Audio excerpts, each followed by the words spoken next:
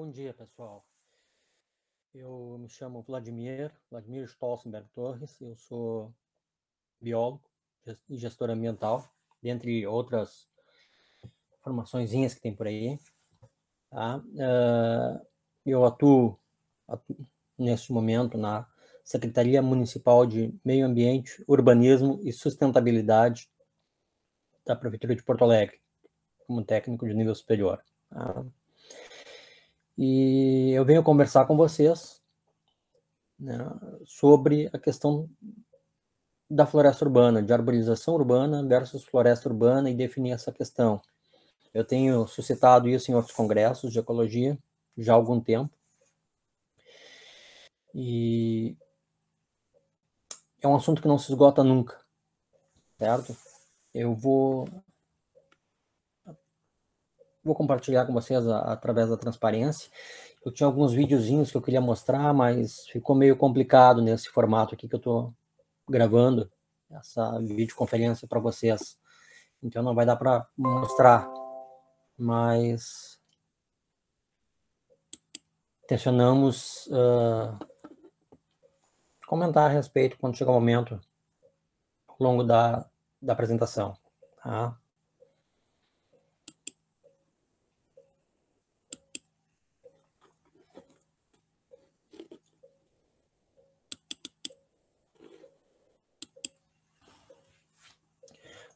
Bom, arborização urbana ou floresta urbana.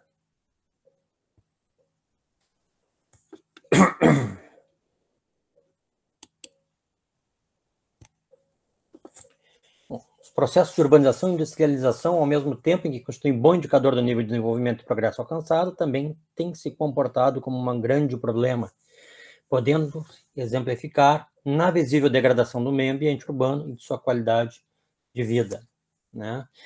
Então, o que representa isso?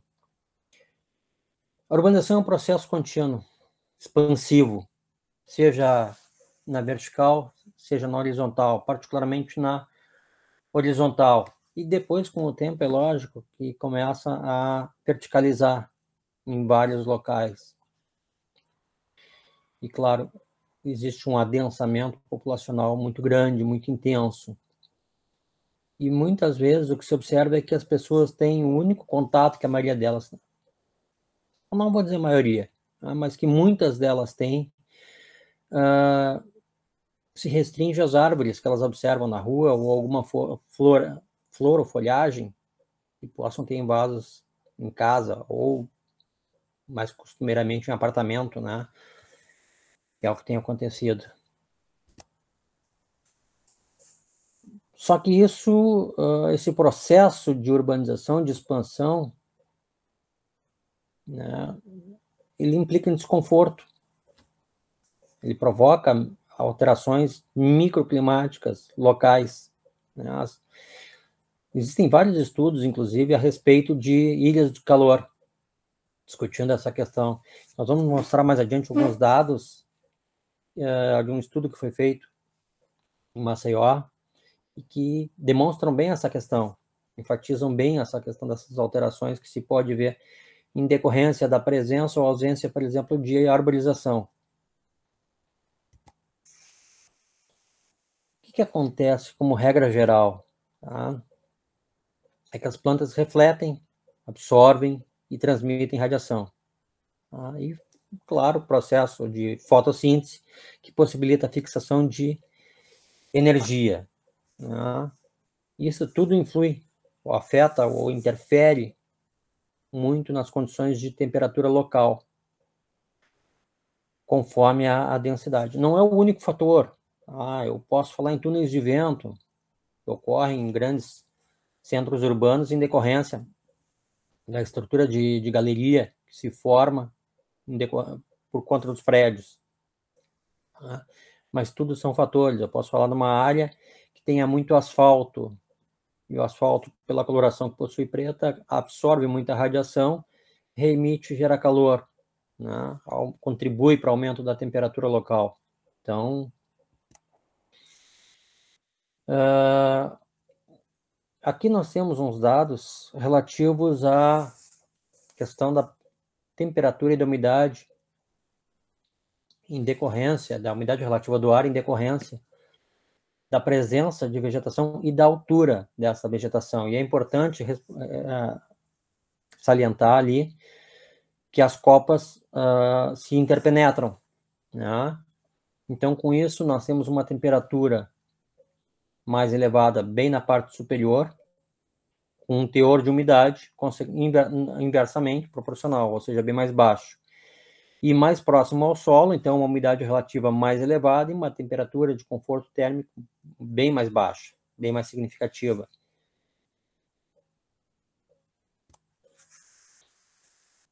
Só retomando aqui, isso é baseado num estudo do Gray Denick em 78.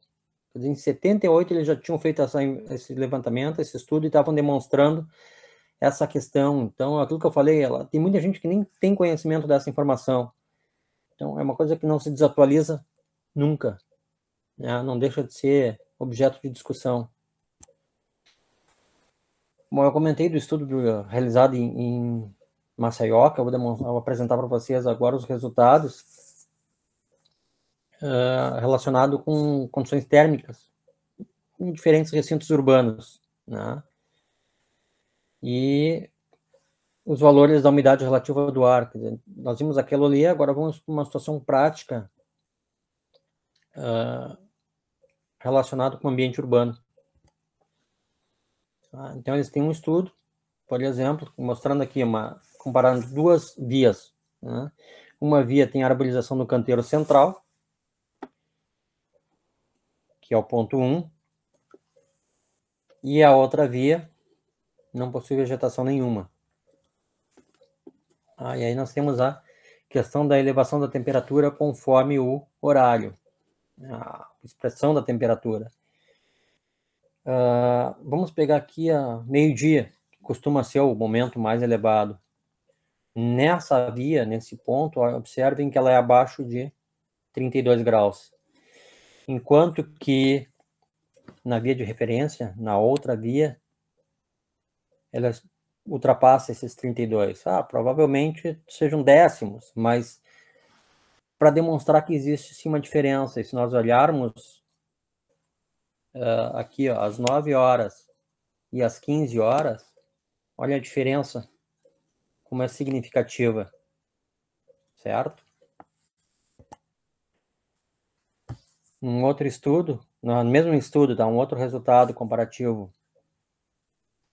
Uma via, né, de referência sem nada, e que ela se projeta ou tem a sua continuidade, não teria continuidade, desculpe, mas numa área arborizada.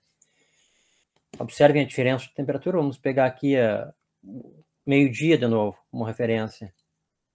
32 graus. E aqui por volta, provavelmente, de uns 31 na área arborizada. Agora vamos olhar as 9. O rosa aqui, ó, superior a 32, quase 33 graus, né? E ela despenca para 30 graus às 9 horas.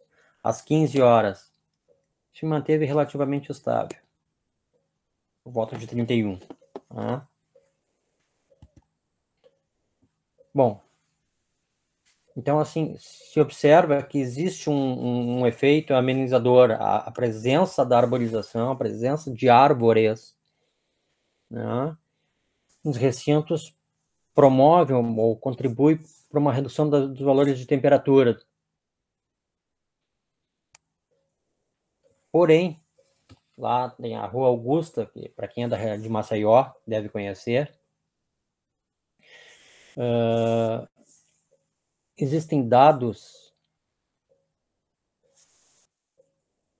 que se alteram em função disso, né? É um caráter, como se diz, um agrupamento mais homogêneo. A densidade das copas dificulta a passagem, a circulação de vento. Ou seja, no momento que o fluxo de ar fica afetado, também pode-se criar um efeito estufa, né? Aqui, ó. Então, nessa via, que é a Augusta, as temperaturas são mais elevadas. Meio-dia, ó, 9 horas já estava no pico, se sobrepondo, ó, em relação ao via que não tinha nenhuma vegetação. Tá? Nós podemos até ver o seguinte, vamos considerar aqui a via sem vegetação, às 12 horas ela está em acima de 31, deve estar 31,5, né? Vamos dar uma olhada como é que estava na primeira lá. Aqui, ó. Ó, perto de 32. Tá? Então, são dados que se relacionam. Claro, tem essa metragem aqui, ó, 12,60. Vamos ver lá na... Ó, 13,20. Uma metragem maior, mais larga essa via aqui. Tem esse detalhe. Tá? Mas, igual, isso aqui promove esse adensamento excessivo também, dificulta essa circulação de vento, de ar. Então, pode ocasionar, sim, um efeito de microestufa. Aqui, ó, isso é em Porto Alegre, tá? Um túnel de plátanos. Eu vou apresentar para vocês várias situações que são relacionadas com Porto Alegre, tá? Então, um túnel de plátanos que poderia ocasionar isso, mas se a gente observar no canto superior direito aqui, ó, existem algumas aberturas de copa. E o plátano, ele tem uma curiosidade, que ele perde as folhas, tá? Na época de inverno. Então, que é uma ocasião em que interessa ter mais calor, embora no verão ele possa acabar contribuindo justamente para uma condição diferente. Túnel de Jacarandás, também em Porto Alegre, né? Mas se observa que as copas não se interpenetram totalmente nos dois lados da via. Elas se interpenetram aqui, ó, nessa região. Por exemplo, se eu considerar o lado direito, né? Elas se interpenetram entre si, as que estão no lado direito, as que estão no lado esquerdo se interpenetram entre si, mas por cima da via não há uma interpenetração tão significativa que possa ocasionar um problema maior dessa natureza, né, de dificuldade de circulação de ar. Claro que assim, isso a gente não pode deixar de considerar e de lembrar. As cidades são ambientes alterados, são ecossistemas artificiais. Tá? E nós vamos encontrar em alguns locais, normalmente são áreas de praças maiores ou parques maiores, a gente pode encontrar, nós podemos encontrar alguma coisa remanescente da vegetação original daquela região, daquela micro-região, há tempos atrás, há anos atrás. Isso não é uma situação tão incomum, não é tão efetiva, mas também não é tão incomum. Tá?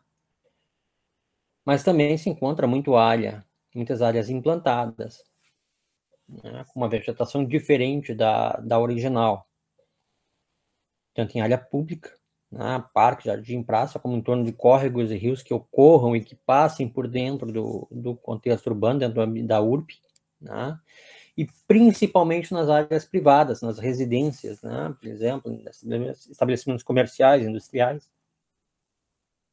ou seja, em áreas privadas, aonde eu vou ter mais diversidade ainda. Tá? Nós temos um parque urbano em Porto Alegre, e dentro deste parque eu não quero entrar em detalhes, tá?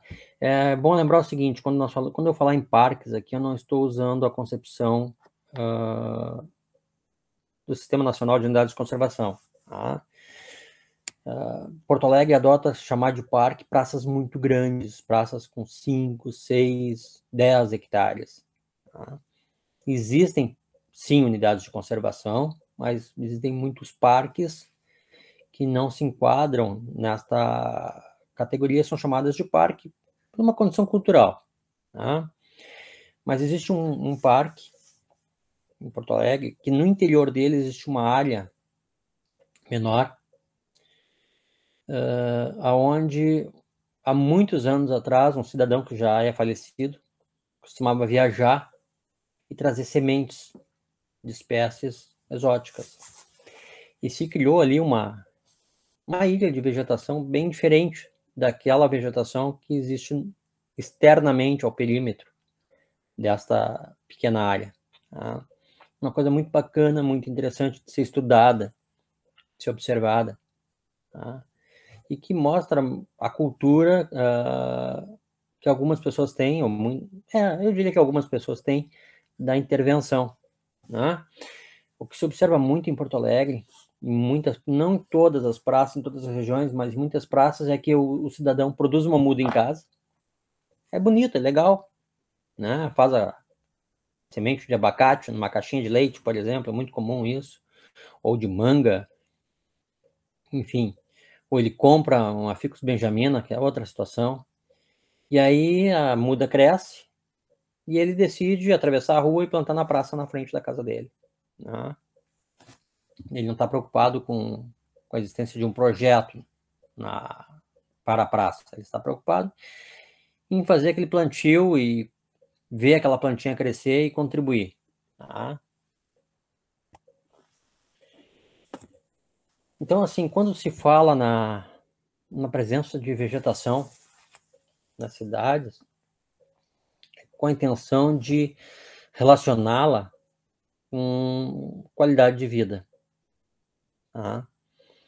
Só que nós temos um problema, que é a pressão do mercado imobiliário, se expressa como um fator crucial, né, na degradação dessa qualidade de vida. Por quê?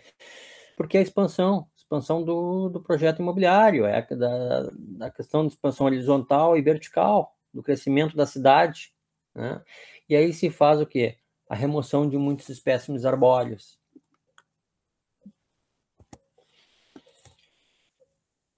E, consequentemente, o que acontece? Nós temos um aumento de área impermeabilizada, né? Muitas vezes a diminuição das calçadas, do passeio público, né? Que em algumas regiões, por exemplo, mais antigas, o passeio público chegava a ter 4, 5 metros. Hoje se encontra áreas em que o passeio público tem 1 metro de extensão, né? De projeção entre o limite do imóvel e o meio-fio. E quanto menor for esse passeio público, quanto menor for essa calçada, tanto mais improvável a possibilidade de plantio de uma muda de árvore. Por quê? Porque ela vai interferir com o mobiliário urbano, ou ela vai ocasionar problemas para pedestres, para os transeuntes circularem naquele trecho, em decorrência da copa, ou vai crescer e vai interferir com a rede elétrica, ou, dependendo da situação, poderá interferir com a situação de tubulação de esgoto, né? Então, eu gosto dessa SARG, tenho a rubrica aqui embaixo, mas eu nunca consegui identificar quem era realmente o autor, né? Onde um morador de um prédio, é bem evidente, né? Ele está apontando um canhão para o engenheiro para parar a obra, porque ele vai perder a vista dele, né?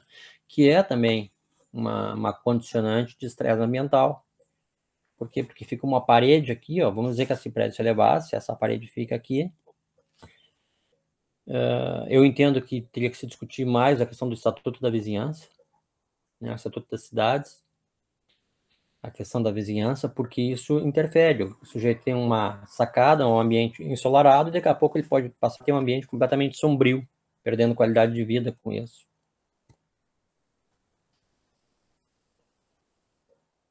Outra coisa que é um problema sério, tá? É a expansão horizontal do ambiente urbano, da malha urbana, por ocupações irregulares, em diferentes áreas que constituem cada município, tá? Por quê? Porque, na verdade, assim, se eu faço um projeto urbanístico, vamos dizer que, vamos pegar um exemplo, assim, de uma cidade, duas cidades que eu admiro muito pelo projeto, 3, Chapecó, em Santa Catarina, Londrina e Maringá, Paraná, né, que tem um projeto urbanístico Então, se eu puder conduzir aquele projeto, eu consigo estabelecer áreas que possam ser destinadas a praças ou parques, por exemplo, né? Salvaguardar um ambiente que proporcione qualidade de vida a quem vier a morar, a habitar naquela região. Quando eu tenho uma ocupação irregular desenfreada, isso se perde, né? E aí as pessoas invadem, vão tomando conta e vão derrubando o que tem pelo caminho, não importa o que aconteça. Tá? Então, esse é um problema também bem significativo, bem complicado, bem sério para ser levado em conta. Olha aqui o maciço da Cruz do Morro da Cruz de Florianópolis. Na verdade, essa imagem é uma imagem antiga. Eu deveria ter feito uma imagem mais atual para mostrar, fazer um comparativo. Algumas imagens que eu tenho aqui não tem um comparativo atual, é uma pena. Tá? Mas olha a expansão. Isso aqui, ó, eu espero que esteja aparecendo para vocês a setinha, mas vamos ver. É topo de morro. Pelo Código Florestal não poderia ter nada aqui, né? É topo de morro. Olha a expansão aqui ocorrendo do ambiente, ó. Subida. Olha aqui a expansão. Porto Alegre, em alguns morros, não está muito diferente disso aqui. Tá? E com certeza, se nós considerarmos os próximos 30 anos, vou dar um prazo assim maior, eu tenho quase certeza que boa parte disso aqui vai desaparecer em função do estabelecimento de moradias irregulares, muitas vezes, e regulares de forma questionável, porque, como eu falei, é topo de morro. Se é topo de morro, não poderia ter nada, mas a gente observa algumas coisas que complicadas de serem explicadas. Complexo do Alemão, no Rio de Janeiro. Olha aqui, ó. Tem alguns pontos de vegetação aqui no meio, ó. E aqui tem locais que tem um processo escalonado, ó, de ocupação, mas é lógico que em algum momento isso aqui vai parar, porque não, a inclinação vai dificultar. Embora eu também acredite que essa inclinação possa, no futuro, não ser um obstáculo à ocupação da área, né? Mas e qual é a solução para isso? Eu vou dizer uma coisa para vocês assim, ó. Eu acho que a gente só bloqueia, só barra crescimento populacional com controle de natalidade, sabe? Com educação para controle de natalidade, né? Porque não tem como. A população cresce, se expande cada vez mais, sabe? Isso é uma coisa indiscutível. Pode diminuir a velocidade, né? Mas se nós quisermos uma população teoricamente estável, cada casal deveria ter 2 filhos. Isso é uma jogada, né? E se nós quisermos reduzir, cada casal deveria ter no máximo um filho. Mas, bom, aos gestores públicos a competência para pensar a respeito.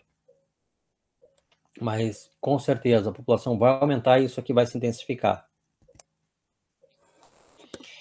Isso aqui é a margem de um arroio em Porto Alegre. Tá?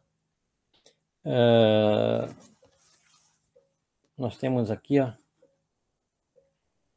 barranco, talude, como se preferirem. E as moradias.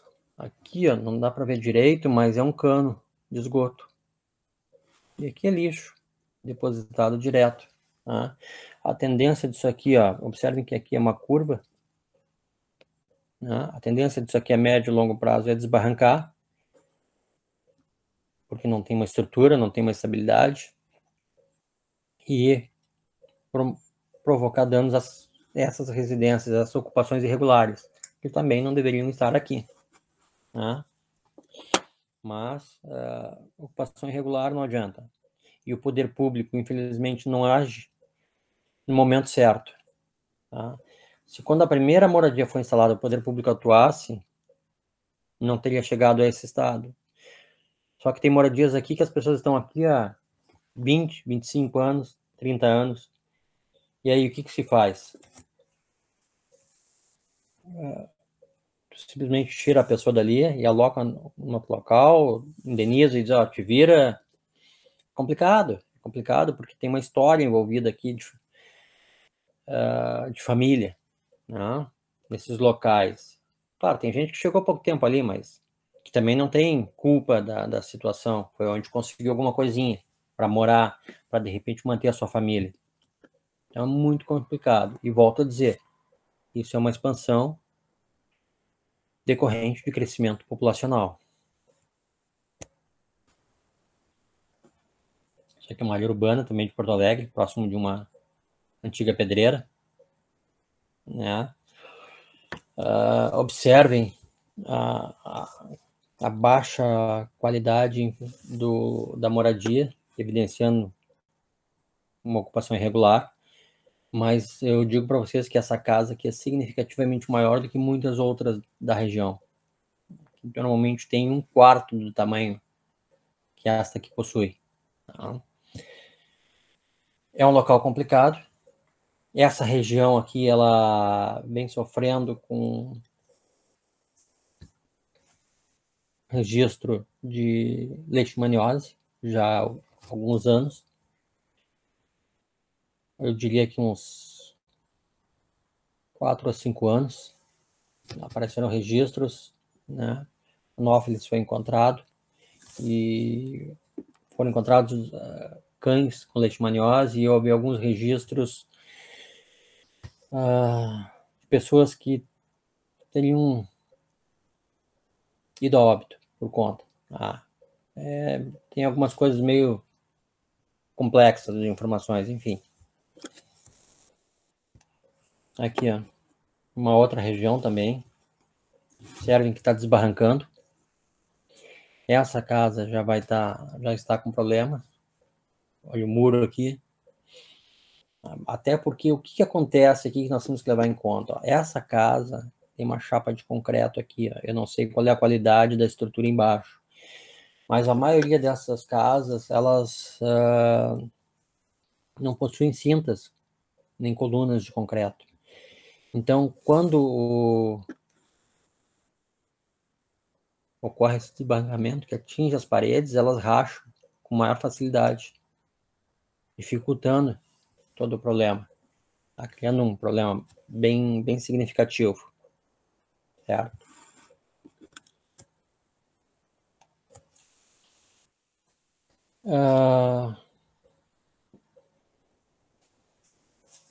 Esses dados aqui, claro, já estão desatualizados, eu teria que dar uma revisada e não consegui dados mais atualizados, e peço perdão a vocês por isso, tá? Mas o referencial de Porto Alegre, o período de 85 a 204, são de que 95% dos 757 parcelamentos de solo eram clandestinos ou irregulares. Tá? Então, posterior a isso, tem um outro registro de 250 loteamentos clandestinos, 470 ocupações irregulares e apenas 37, então, loteamentos construídos de forma regular. Essa matemática aí. Então, bem complicado. Isso trazendo Porto Alegre, mas na verdade essa condição ela aparece em diversas outras.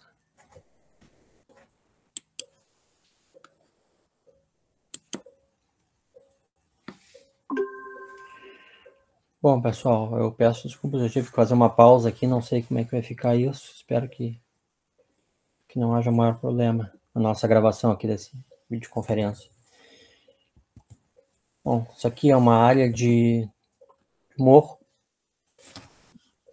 uma ocupação irregular, mas observem que apesar de ser uma ocupação irregular, é diferente da estrutura de uma vila ou favela. Né? Os imóveis não são tão próximos, os imóveis, as construções não são próximas entre si, são maiores. Tá? Mas aqui, ó, subida de morro pela direita, né? Imagem da direita, subida de morro. Bom, o problema é que se discute em Porto Alegre, e provavelmente isso aconteça em outras cidades também, certamente, é que a execução de loteamento ele é complicado em decorrência das normas estabelecidas pela gestão pública, né, que gera exageros. O Ministério das Cidades já alertava que o estado do Rio Grande do Sul, o estado como um todo, tá? Não é uma exclusividade de Porto Alegre, é o campeão de ocupações irregulares no Brasil, quer dizer, o pessoal faz na marra. Eu dou um exemplo para, vou dar um exemplo para vocês. Eu tenho uma propriedade rural, aonde, em função da pandemia, já há algum tempo eu resido, né, que fica no município de Viamão. E eu tenho observado algumas propriedades sendo loteadas. E se vê que são loteamentos completamente irregulares. Aí se faz o questionamento: mas tem matrícula no registro de imóveis? Não, só escritura de compra e venda. Por quê? Porque em decorrência do fracionamento mínimo, que seria de 2 hectares, os caras fazem um loteamento de um terreno de 10 por 50, 20 por 50, exagerando por aí, né? Tentando agregar ou ganhar dinheiro com fracionamento. E quem compra, compra na boa fé, muitas vezes sem ter um bom conhecimento. Eu vou comprar meu sítiozinho, vou morar no sítio, vou ter qualidade, sabe? Então, isso está acontecendo muito na área rural aqui. Então, imagine o que acontece no perímetro urbano das cidades. Tá? Gente, o verde é o elemento mais ágil nas cidades. Por quê? Porque é o que sofre mais ação antrópica, mais efetiva. Né?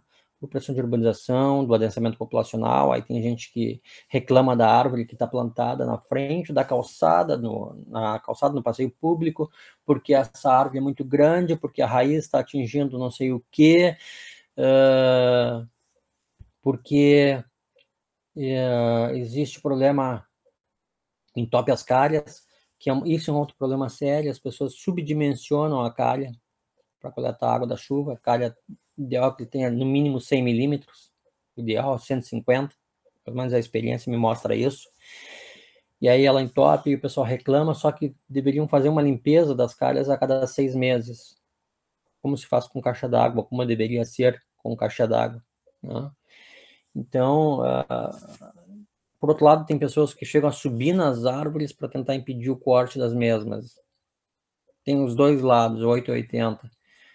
E realmente é muito complicado tentar, nesses contextos, agradar gregos e troianos. Bom, é fato indiscutível, basta vocês olharem ao redor de vocês, né, que o processo de urbanização ele transforma o ambiente natural e cria uma paisagem variável que se modifica continuamente. Isso é indiscutível, é fato evidente, basta olhar, né, aonde existiam residências com meia dúzia de árvores dentro do quintal, dentro do pátio, dentro do terreno. Daqui a pouco tem um prédio em cima e já não tem mais nenhuma árvore ali dentro, né? Então, isso complica muito. Se falava que Porto Alegre tinha, na arborização urbana dela, no projeto no estabelecimento de árvores nas vias públicas, principalmente, mais de 1 milhão. Ninguém nunca conseguiu comprovar essa informação. Mas, com certeza, se tinha, já não tem mais. Por quê? Por conta de grandes empreendimentos que acabam interferindo nessa questão. Não são, como eu disse, não são só grandes empreendimentos, porque tem aquele morador que se incomoda com a presença da árvore, ou alguém plantou uma árvore indevida. Um problema muito sério está relacionado com a Ficus benjamina, né, onde ela, muitas vezes, indevidamente plantada no passeio público, e ela tem um sistema de enraizamento que busca muito tubulação de esgoto cloacal. E quando ela encontra se ela encontra alguma falha na rede, na tubulação, que ela consiga ter um crescimento de raízes por área interna da tubulação, ela causa verdadeiros transtornos e cresce absurdamente. Por quê? Porque a riqueza de umidade e de adubo orgânico que ela demanda, e utiliza muito bem isso. E aí, claro, causa inúmeros transtornos, as pessoas querem resolver, querem solução, e a solução normalmente passa pela remoção do espécime. Bom, isso aqui é uma visão, ainda temos em muitas regiões do país, graças a Deus, né? Que é a ideia de uma floresta natural, né? Uma fração de um ecossistema natural. Lembre-se que eu frequentemente vou estar considerando o ecossistema natural e o artificial, a questão urbana. Por outro lado, olha aqui, isso aqui é uma avenida, Avenida João Pessoa, aqui em Porto Alegre, tá? Um projeto muito antigo, esse projeto tem mais de 30 anos, com Washington robusta ao longo dela, da via. Não é o único, tá? Tem outros projetos em Porto Alegre, antigos, da mesma natureza, também com essa espécie. Só que assim, ó, se eu considerar árvore enfileirada, isso aqui são palmeiras, mas vamos considerar como se fosse como um elemento arbóreo, tá? Elas já não são suficientes para a melhoria da qualidade de vida, né? Então, nós temos que repensar isso. A forma de implantar, do que implantar e por que implantar. Na Avenida Ipiranga, daqui de Porto Alegre também, esse aqui é o Arroio Dilúvio, e aqui atrás o Lago Guaíba. Então tem uma vegetação bem significativa, e existe um problema de conflito desta vegetação com esta rede elétrica de alta tensão que passa no local. Então, muitas vezes houveram podas aqui, não realizadas pelo Poder Público Municipal, mas pelo Poder Público Estadual, através da Companhia Estadual de Energia Elétrica, né, que são podas questionáveis, altamente questionáveis, quanto ao critério técnico, mas o que está feito está. Então, assim, o que muda para eu sair, abandonar esse conceito de arborização urbana e mudar para o conceito, para a concepção de floresta urbana? Eu tenho que mudar minha visão a respeito do elemento árvore. Eu tenho que passar ele do individual para o coletivo. Enquanto eu ficar falando em arborização urbana, eu vou estar pensando numa árvore ou num conjunto de árvores introduzidas, quando eu tenho que olhar, na verdade, o conjunto, olhar a totalidade do que está presente, para que eu possa falar numa floresta urbana. Essa aqui é uma foto antiga da Terceira Perimetral, de um trecho da Avenida Terceira Perimetral. Na verdade, muitas dessas árvores e desses gerivás aqui já estão bem crescidos em alguns trechos, muito crescidos, adultos, eu diria. E a ideia é que a Terceira Perimetral em Porto Alegre se tornasse um corredor de vegetação como esse, que se conecta com o Parque Farroupilha, Parque Municipal Farroupilha, que é um daqueles parques urbanos que eu comentei anteriormente, tá? Que não é uma unidade de conservação, mas tem toda uma identidade histórica e cultural relacionada com ele. Então, se intenciona que a Terceira Perimetral, ao longo de toda ela, se torne um corredor arbóreo bem significativo, que vai favorecer muito a avifauna, né, em processos de deslocamento entre praças, por exemplo, ou de praças para parques e vice-versa, ou entre parques mesmo. Aqui já é um outro trecho, tá? Chamada Praça dos Açorianos. Essa foto também tem que ser atualizada. Ela não corresponde à realidade, houveram algumas intervenções aqui que mudaram significativamente A praça é essa, principalmente esse trecho aqui. Tá?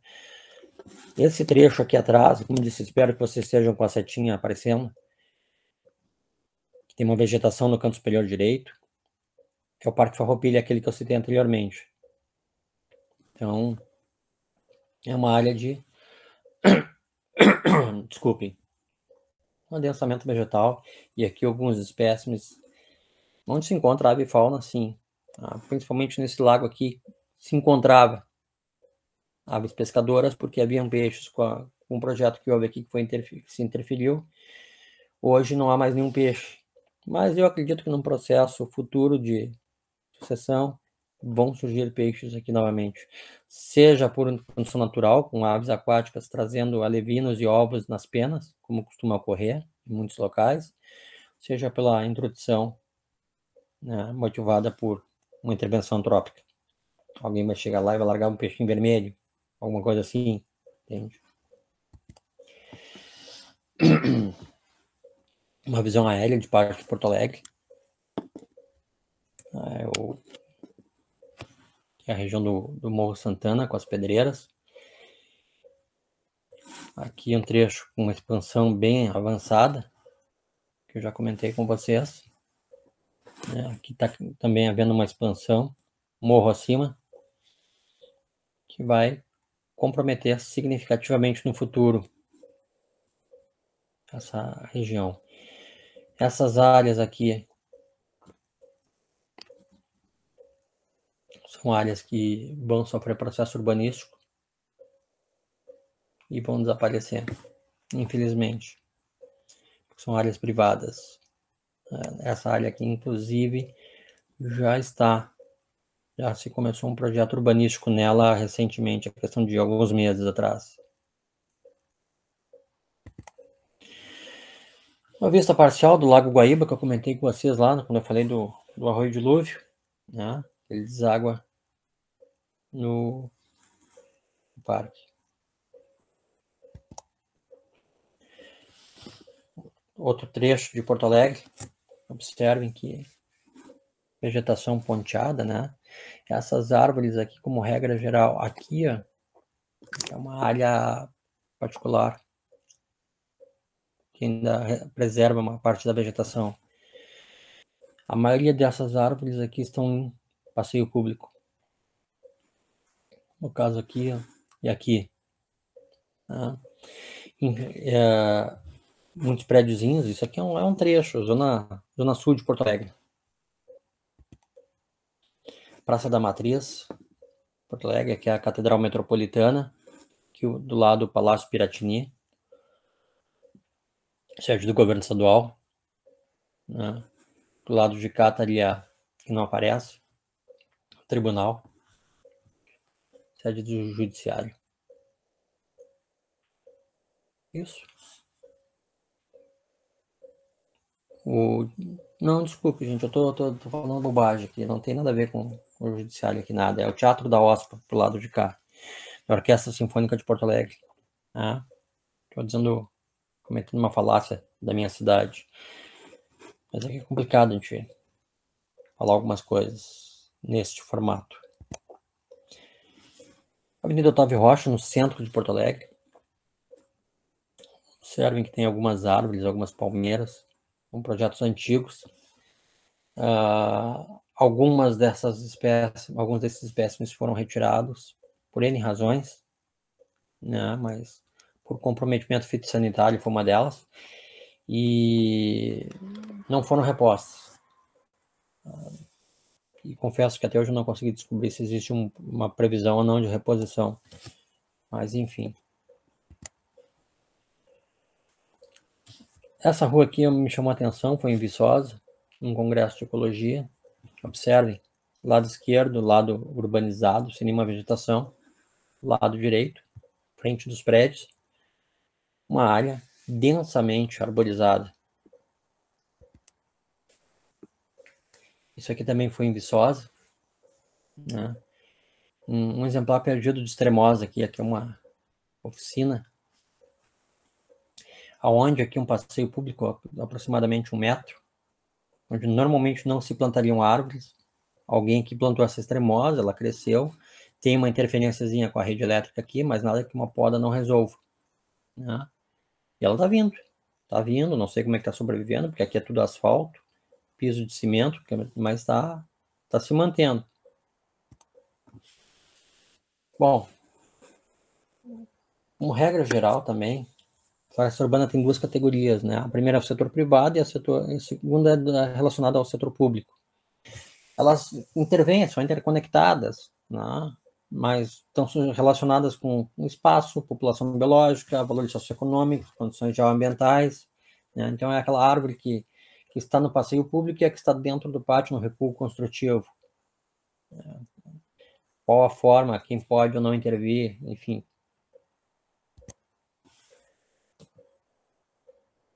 Bom, os princípios ajustados à racionalidade, né? Então, o que é desejável? E aí aparece aquilo que eu já comentei lá no início, quando eu falei daquele caso de Maceió, um pouco antes, da questão das ilhas de calor, né? O espaço-tempo, os elementos ecossistêmicos, o processo de estruturação e expansão territorial, tudo isso ocasiona maior ou menor grau de aspectos a ser levados em conta nessa concepção que se tem de floresta urbana. Uma questão significativa, tá? É a questão dos inventários. E eu tenho uma crença pessoal que, assim, normalmente se estabelece que o plantio deve ter um projeto e, principalmente, medidas compensatórias devam contemplar essências florestais nativas do estado, tá? Pelo menos na realidade de Porto Alegre. Seja para área pública, para implantação na área pública, seja na área privada. Pois bem, o que eu questiono? Eu acho que na área privada poderia e deveria ser liberado. Se o sujeito não quer plantar lá uma jabuticabeira, vamos pegar uma espécie que todo mundo conhece, que é nativa, aqui no estado ela aparece nativa do Brasil. Não, vamos pegar um ipê amarelo, tá? O sujeito não quer plantar um ipê amarelo no pátio, mas ele gostaria de plantar uma laranjeira. Qual é o problema? A responsabilidade dele, ele vai ter que fazer um manejo, vai ter que controlar erva de passarinho, fazer poda de formação, poda de copa. Não é o poder público que vai entrar no imóvel dele para fazer isso. Então, assim, qual é o problema? Eu particularmente não vejo problema, mas até que ponto o poder público pode ou tem o poder efetivo, o gestor público tem o poder efetivo de interferir no interior de uma área privada? Não sei. Bom, densidade, né? O número de indivíduos por área ou por volume, todo mundo sabe disso, né? Devendo ser facilmente reconhecíveis. Índice de diversidade também é uma coisa importante, porque nos dá uma ideia da variabilidade relativa. Nós temos um estudo em 2005. Na verdade, nós temos outros estudos, tá? Mas eu vou mostrar esse para vocês, porque senão fica muito sobrecarregado. Número de indivíduos amostrados, tá? Nós tínhamos 56 nativas regionais, 181 nativas do Brasil e 991 exóticas. Tá? Não é espécies, é indivíduos isso aqui. Tá? Somatório disso aqui. Olha que doideira. Tá? Mais frequentes: extremosa, cinamomo, ligustro. Eu tenho 3 exóticas, ó, que são as mais frequentes. Ipê amarelo e jacarandá. O jacarandá tem uma discussão sobre ele ser nativa do Brasil ou não. Tá? Em tese, ele é considerado como uma exótica porque seria nativa da Bolívia, mas existem algumas discussões a respeito da presença dele na Amazônia. E aí ele passaria a ser uma nativa brasileira também. IP amarelo é meio complicado, por quê? Porque tem várias espécies de IP amarelo, então aqui não se entrou no mérito da espécie efetiva, mas da peculiaridade, né? Condição fitossanitária, como regra geral, ó, boa. Regular, ruim. A ruim normalmente associada ao cinamomo. Aqui, ó, 224 exemplares. Espécies que se previu no plantio daqui foi uma intervenção que nós fizemos no bairro, neste mesmo bairro, e que se previa. Tá? Então, e baseado em a escolha das espécies, se deu com base na disponibilidade de mudas no viveiro municipal, na época, tá? E peculiaridades da área, do bairro, tá? Da rua, da presença de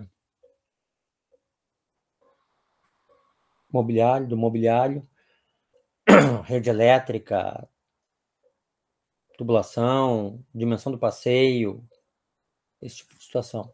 Né? Então, Sibipiruna, IP amarelo, Tipuana, se previu algumas, muito pouca, mas se previu, porque a Tipuana é considerada uma espécie exótica da região do Chaco argentino. Tem alguns colegas que dizem que ela é altamente invasora, eu não consigo vê-la como invasora no ambiente urbano, porque no momento que a muda nasce, ela acaba sendo cortada numa praça, num parque, né, com a roçadeira. Araçá, o jacarandá, que já comentei antes a questão da exótica, cerejeira, ligustre extremosa, que nós previmos, embora seja exótica, mas em função de algumas peculiaridades, pau-ferro, caroba, pata de vaca, açoita-cavalo, primavera, variasmeira e pé roxo. Então, essa sequência de espécies que se imaginou naquele momento, em decorrência de peculiaridades do bairro. Né?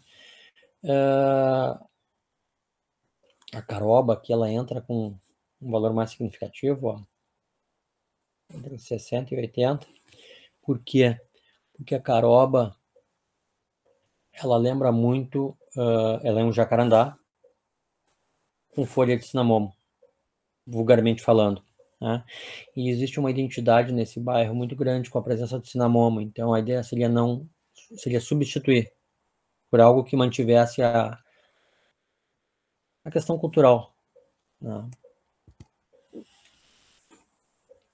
Número de espécies moderadamente abundantes, as existentes, ó, 16, 9 a introduzir, e após a introdução, 19. Aqui você fez uma média, não existe isso aqui, tá? A média dos índices não existe matematicamente. A gente só fez para mostrar o que acontece aqui, somando os 3 e dividindo por 3, tá? Mas o que vale é isso, ó.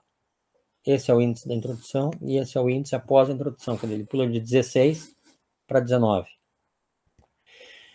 Espécies abundantes, consideradas abundantes. 8. Com as espécies selecionadas para a introdução, vai para 8,3 e ele pula para 10,81. Diversidade total de Shannon, né, antes de Shannon, 2,74. O grupo de espécies introduzidas gera 2,18 e ele pula de 2,74 para 2,92. Uma elevação da diversidade. A uniformidade é uma das poucas coisas que não oscila muito. Ela está em 0,65, a espécie introduzida 0,82, mas ela despenca para 0,69. Tá? Ela fica 4 décimos acima das espécies existentes. Bom, aí você fez um comparativo desse inventário do bairro comparado com um estudo mais antigo relacionado para Porto Alegre, quando foi feito o plano de manejo, na época. O plano de arborização urbana, desculpe. Então, espécies exóticas, a representatividade do bairro, 103%. O número disso, isso aqui são as espécies. Aqui indivíduos, aqui número de espécies, 165, 71. Eu encontro, das 165 espécies presentes, eu encontro 43 no bairro. Então, por exemplo, o ambiente urbano é resultante de interações fatores ambientais, biológicas, socioeconômicas. Eu já comentei isso, já citei antes atrás. Mas eu também tenho fauna associada. Isso aqui é São Lourenço, tá? Um pé de néspera, bem frutificado, e uma cambacica aqui, ó, que estava assim, fartando nessa nespereira.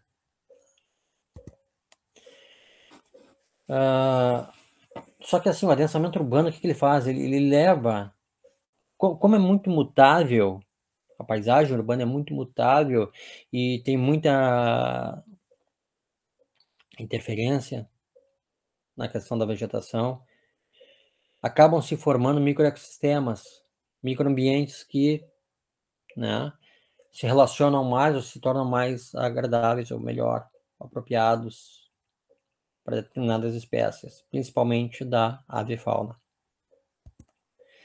Eu tinha aquilo que eu comentei com vocês, eu tinha alguns videozinhos, não vai dar, tá? Então, assim, ó, aqui, ó, pardal se alimentando de brotos de sibipiruna, isso para mim foi um troço fantástico, assim como esse aqui do gaturamo se alimentando de escova de garrafa.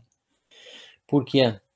Porque aqui eu tenho uma espécie exótica que aprendeu a se alimentar de uma espécie nativa, aqui eu tenho uma espécie nativa que aprendeu a se alimentar de uma espécie exótica. Cara, isso assim, ó, isso foi muito show. Foi muito show. Eu observei essa situação no Parque das Águas, lá em São Lourenço. Foi fantástico. A mesma coisa, abelha sem ferrão em flores de pata de vaca, quer dizer. Aqui, isso é uma condição normal, mas nós temos espécies de abelha sem ferrão adaptadas ao ambiente urbano, que se estabeleceram e ficaram muito bem. Teria o vídeo aqui, mas como eu falei, tá complicado. Uma pena não poder passar esses vídeos para vocês. Bom, então assim, a urbanização ela modifica a estrutura, aquilo que eu falei, a paisagem muda, por quê? Porque muda a estrutura física, muda a estrutura biótica do hábitat. Onde antes eu tinha um conjunto de árvores eu posso não ter nada, onde eu não tinha nada eu posso passar a ter um conjunto de árvores, posso passar a ter uma praça onde antes também não tinha nada. Essa praça pode ter uma boa quantidade de arborização, como pode não ter absolutamente nada. Então é muito relativo. Mas assim, ó, o que se constitui a fauna urbana, ou fauna relacionada com a floresta urbana? Eu tenho animais considerados domésticos, outros silvestres e outros mesmo considerados como rurais, que estão presentes. Então, assim, a fauna urbana são todas as espécies animais que eu posso encontrar no ambiente urbano, sobrevivendo e procriando. Isso é fundamental. No Parque das Águas, lá em São Lourenço, ó, girinos, no ladrão, no canal que levava água do lago. Um cupinzeiro em Guapuruvu. Essa vespa, que é uma vespa conhecida como casco de tatu, isso foi em São Lourenço, também lá no Parque das Águas. Depois, 2 anos depois, infelizmente, elas não estavam mais lá. Esses enxames desapareceram desses Guapuruvus. Foi uma pena, uma perda. Uma vespa com um azul metálico muito lindo. Ela é migratória. Até onde eu sei, pelo menos a informação que eu tenho. Espero não estar equivocada. Olha aqui, ó. Fauna que seria considerada exótica.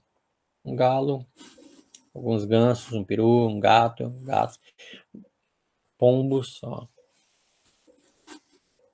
Esses aqui, se fossem postos em liberdade, não sei se procriariam. Mas como eu faço uma intervenção aqui, dando ração e coisa, eu crio condições para que eles possam se reproduzir. Então, até prova em contrário, é uma fauna urbana. Ó, abelhas sem ferrão, em flor de escova de garrafa. Novamente uma espécie nativa se nutrindo de uma espécie exótica, quer dizer, somente o ambiente urbano para criar esse tipo de encontro, criar essas alternativas, né?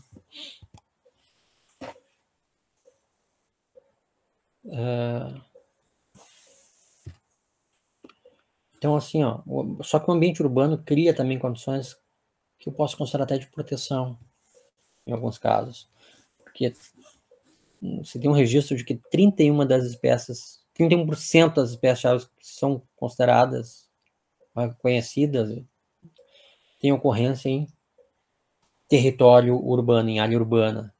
Olha que show. 1/3 praticamente das espécies conhecidas de aves ocorre em ambiente urbano. Olha, convívio, né? O pombo doméstico, pombo europeu e a nossa pomba nativa. Olha aquilo que eu falei da intervenção, tá? Esse aqui é um pneu, o pessoal coloca a ração aqui, painço, alpiste, quirela de milho. E eu tinha um videozinho, mas atrai grande quantidade de avifauna. Com abundância de alimento, a questão que fica é procriar. Aqui em Arapuã, lá em Viçosa, na casa dos prefeitos, quer dizer, uma espécie nativa circulando aqui dentro do ambiente antropicamente modificado. Claro, tem toda uma região de vegetação no entorno, mas ainda assim ela se mostra adaptada.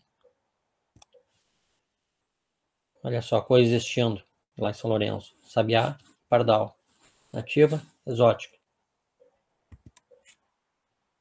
Esse ninho aqui foi no horto de Viçosa, da Federal de Viçosa, tá? E é pena que o vídeo não dê para mostrar. Aqui tinha um entra e sai significativo de abelhas, quer dizer, eu não sei de que espécie de ave é esse ninho, mas o fato é que ele foi colonizado. As abelhas se instalaram dentro dele, abelha sem ferrão. Fantástico, assim. Descobri por acaso, olhando para cima e me dei de cara com ele.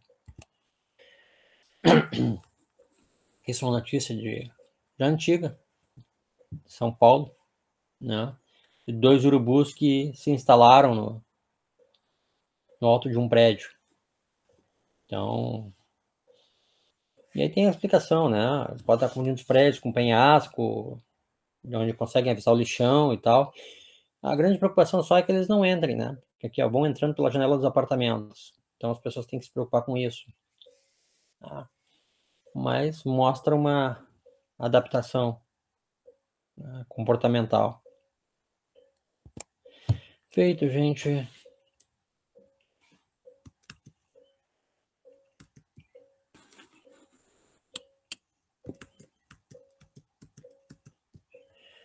Estamos de volta e eu me coloco agora então à disposição de vocês para questionamentos.